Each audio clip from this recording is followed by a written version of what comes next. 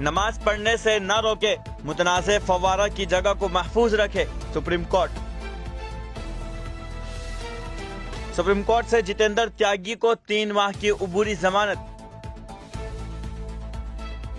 BJP के रहनुमा depression के शिकार, वजीर फरहाद हकीम।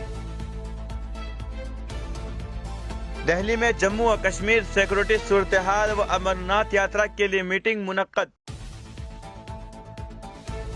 सीबीआई ने कार्ति चिदंबरम के 9 मकामात पर छापे मारे।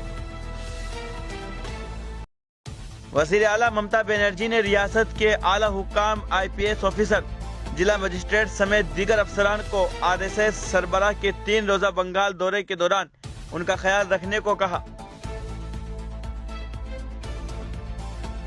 तालिबान ने इंसानी हुकूक कमीशन तहलील कर दिया।